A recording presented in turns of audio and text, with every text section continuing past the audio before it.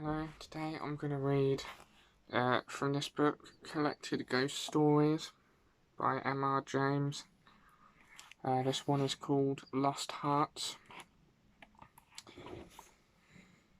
It was, as far as I can ascertain, in September of the year 1811 that a post-chaise drew up before the door of Aswarby Hall in the heart of Lincolnshire.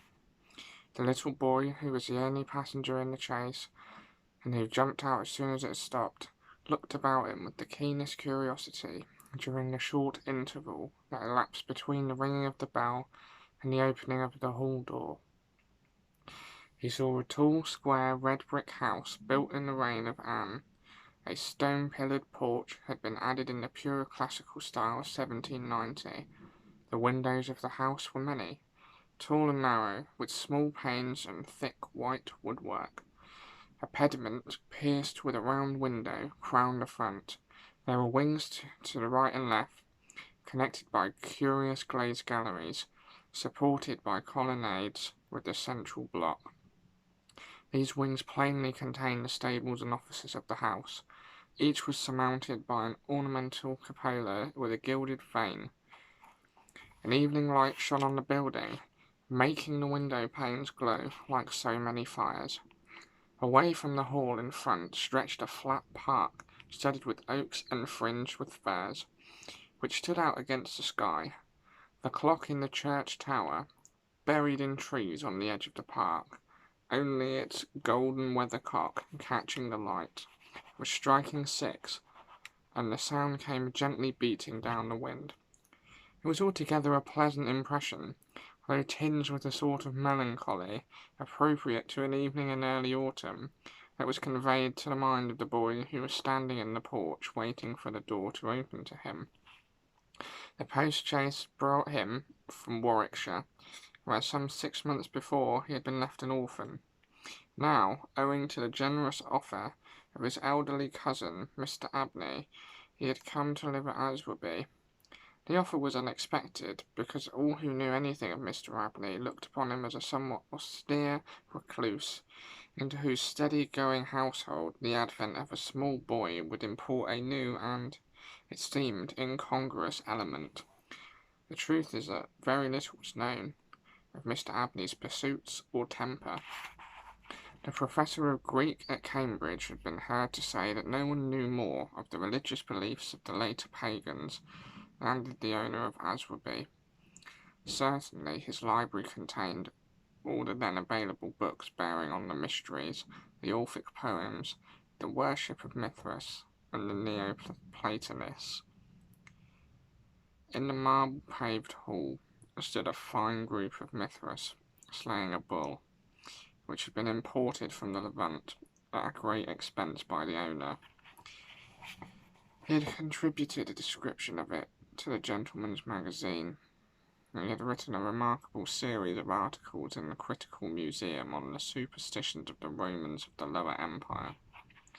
He was looked upon, in fine, as a man wrapped up in his books, and it was a matter of great surprise among his neighbours that he should even have heard of his orphan cousin, Stephen Elliott, much more that he should have volunteered to make him an inmate of Aswarby Hall. Whatever may have been expected by his neighbours, it is certain that Mr. Abney, the tall, the thin, the austere, seemed inclined to give his young cousin a kindly reception. The moment the front door was opened, he darted out of his study, rubbing his hands with delight. "How are you, my boy? How are you? How old are you?" said he. "That is, you are not too much tired, I hope, by your journey to eat your supper." "No, thank you, sir," said Master Elliott. "I'm pretty well." "That's a good lad," said Mr. Abney. "And how old are you, my boy?" It seemed a little odd that he should have asked the question twice in the first 2 minutes of their acquaintance. "I'm 12 years old next birthday, sir," said Stephen. "And when is your birthday, my dear boy?" 11th of September, eh? That's well, that's very well. Nearly a year hence, isn't it? I like to get these things down in my book. Sure it's 12? Certain? Yes, quite sure, sir. Well, Take him to Mrs. Bunch's room, Parks, and let him have his tea, supper, whatever it is. Yes, sir, answered the staid Mr. Parks, and conducted Stephen to the lower regions. Mrs. Bunch was the most comfortable and human person whom Stephen had as yet met in Aswarby. She made him completely at home. They were great friends in a quarter of an hour, and great friends they remained. Mrs. Bunch had been born in the neighbourhood some 55 years before the date of Stephen's arrival, and her residence at the Hall was of 20 years' standing. Consequently, if anyone knew the ins and outs of the house and the district, Mrs. Bunch knew them, and she was by no means disinclined to communicate her information. Certainly there were plenty of things about the Hall and the Hall gardens which Stephen, who was of an adventurous and inquiring turn, was anxious to have explained to him. Who built the temple at the end of the Laurel Walk? Who was the old man whose picture hung on the staircase, sitting at table with a skull under his hand? These, and many similar points, were cleared up by the resources of Mrs. Bunch's powerful intellect. There were others, however, of which the explanations furnished were less satisfactory. One November evening, Stephen was sitting by a fire in the housekeeper's room, reflecting on his surroundings. "Is Mr. Abney a good man, and will he go to heaven?" he suddenly asked, with the peculiar confidence which children possess in the ability of their elders to settle these questions, the decision of which is believed to be reserved for other tribunals. "Good? Bless the child," said Mrs. Bunch. "Master's as kind a soul as I ever see. Didn't I never tell you of the little boy as he took in out of the street, as you may say, this 7 years back, and the little girl, 2 years after I first come here?" "No, do tell me all about them, Mrs. Bunch, now this minute." "Well," said Mrs. Bunch, "little girl I don't seem to recollect so much about. I know master brought her back with him from his walk one day, and give orders to Mrs. Ellis, as was housekeeper then, as she should be took every care with. The poor child hadn't no one belonging to her. She tell me so her own self. And here she lived with us a matter of 3 weeks it might be, and then whether she was something of a gipsy in her blood or what not. But one morning she out of her bed before any of us had opened an eye, and neither track nor yet trace of her have I set eyes on since. Master was wonderful put about, and had all the ponds dragged, but it's my belief she was had away by them gipsies, for they was singing round the house for as much as an hour the night she went, and Parks he declares he heard 'em a-calling in the woods all that afternoon. Dear, dear, a odd child she was, so silent in her ways and all, but I was wonderful taken up with her. So domesticated she was, surprising." "And what about the little boy?" said Stephen. That poor boy," sighed Mrs. Bunch. "He were a foreigner, Giovanni he called hisself, and he come a-tweaking his hurdy-gurdy round and about the drive one winter day, and master had him in that minute, and asked all about where he came from, and how old he was, and how he made his way, and where were his relatives, and all as kind as heart could wish. But it went the same way with him. They're an unruly lot, them foreign nations, I do suppose, and he was off one fine morning just the same as the girl. Why he went and what he done was our question for as much as a year after, for he never took his hurdy-gurdy, and there it lays on the shelf." The remainder of the evening was spent by Stephen in miscellaneous cross-examination of Mrs. Bunch, and in efforts to extract a little tune from the hurdy-gurdy. That night he had a curious dream. At the end of the passage at the top of the house, in which his bedroom was situated, there was an old disused bathroom. It was kept locked, but the upper half of the door was glazed, and since the muslin curtains which used to hang there had long been gone, you could look in and see the lead-lined bath affixed to the wall on the right hand, with its head towards the window. On the night of which I am speaking, Stephen Elliott found himself, as he thought, looking through the glazed door.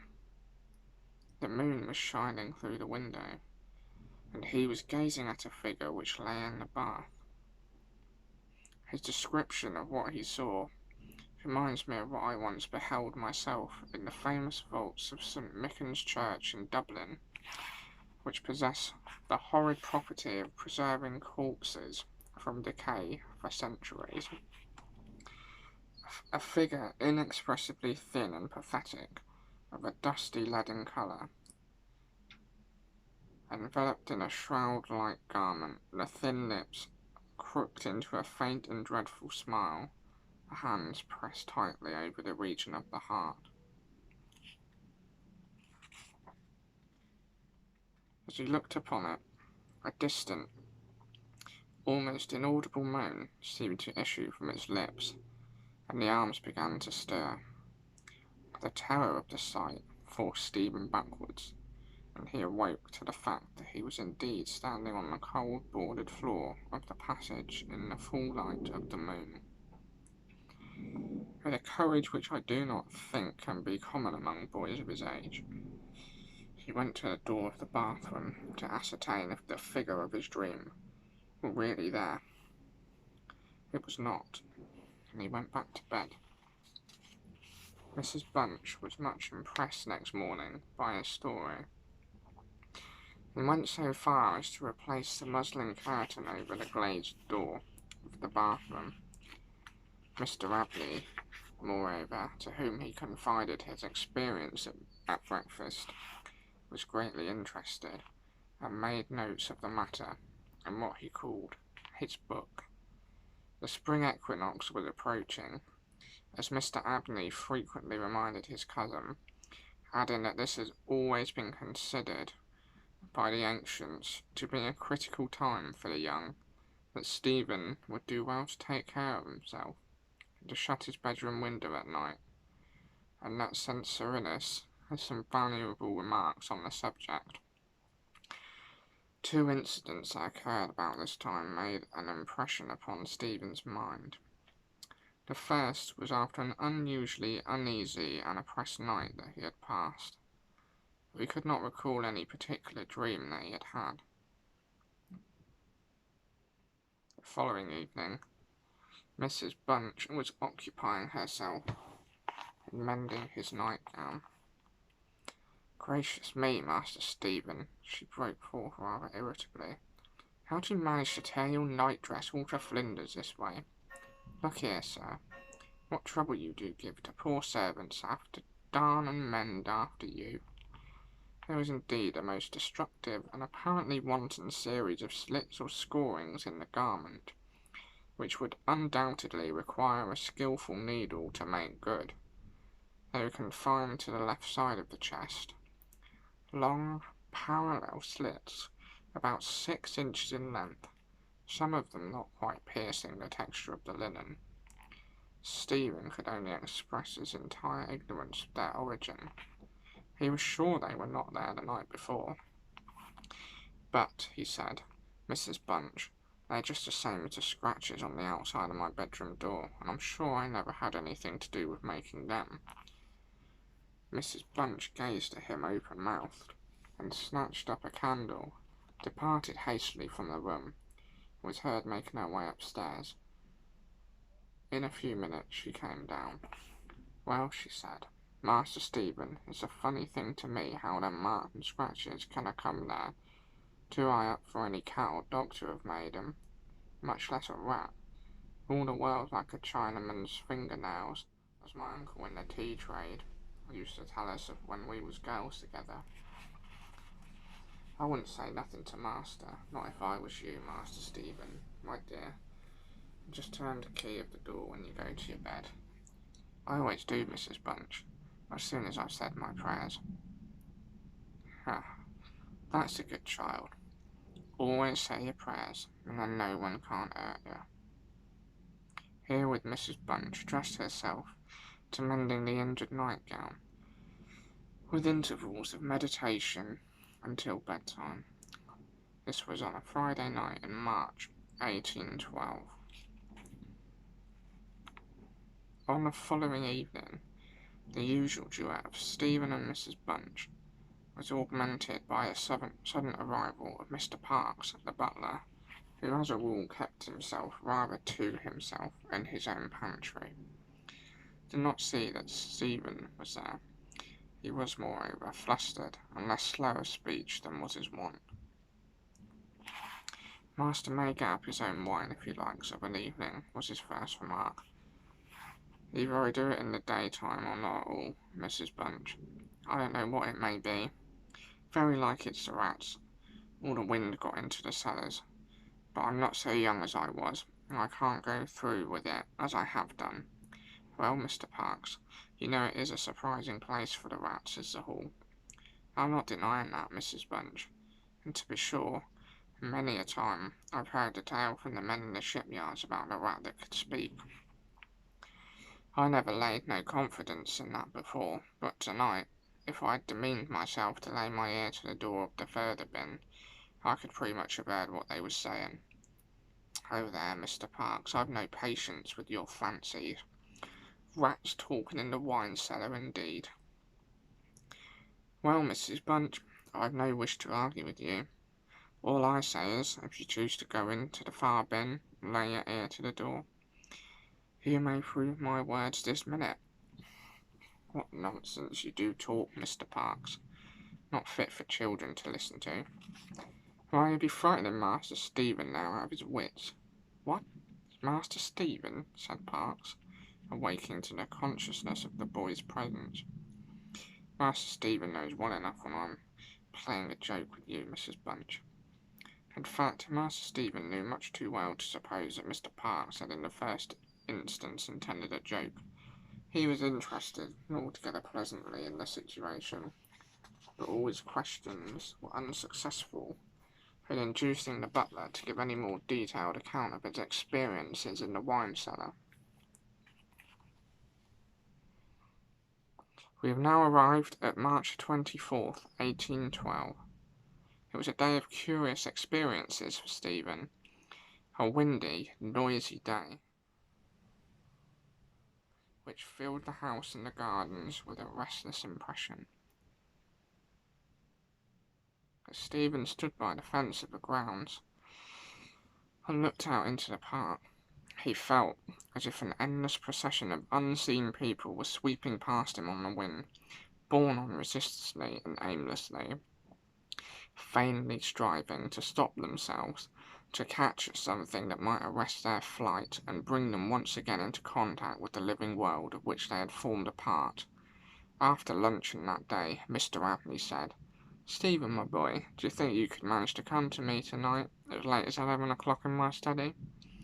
I shall be busy until that time. I wish to show you something connected with your future life, which it is most important that you should know. You are not to mention this matter to Mrs. Bunch, nor to anyone else in the house, and you had better go to your room at the usual time." Here was a new excitement added to life. Stephen eagerly grasped at the opportunity of sitting up till 11 o'clock.